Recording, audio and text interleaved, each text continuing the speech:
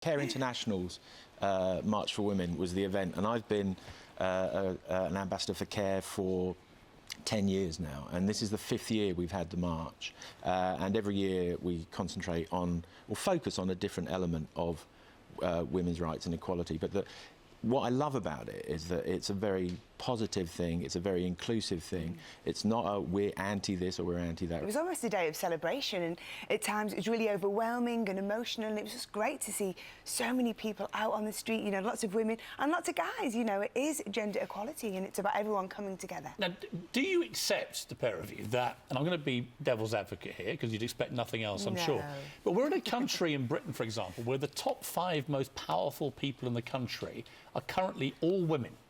The Queen, the Prime Minister, the Home Secretary, the First Minister of Scotland and the Commander of the Metropolitan Police.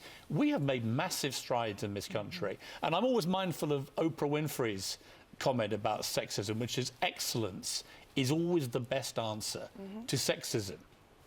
Thoughts? Absolutely, absolutely. You know, you're talking about here in the UK, but international, you know, clues in the name. There are lots of issues the world over, and that's exactly what we were marching for yesterday. And yes, we've taken huge strides, haven't we? But, you know, there's still always work to be done. Well, and also, I mean, I think those things highlight the differences, but at the same time, you know, women are still much more likely to be victims of domestic abuse and of violence.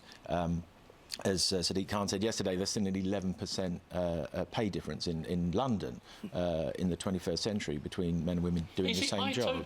I completely get that. Yeah. I think it's ridiculous. I would absolutely march for that. There was this ridiculous Polish MP at the weekend saying women should get less money because they're weaker sex and so on and so on.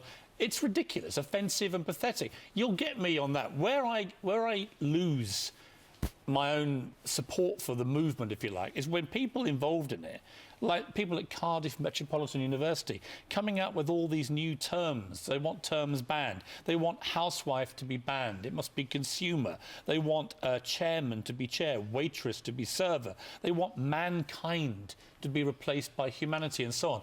It's when the PC brigade, as I put it, I'm not saying you two are, when the PC brigade get like this, I think they lose support, they don't gain it. Now, am I mad? Well, I think there's a difference between what you would consider a PC brigade and what happened yesterday, because I think sometimes the loudest voices might say the most ridiculous things. I'm not saying that that's necessarily ridiculous, but on a sort of street level, you know, on the level that we were at yesterday, where there were thousands and thousands of people actually thinking about the real issues, you know, the issues that affect women globally, which are not just in and should be the focus. And in a way, I think these things are a sort of terrible distraction.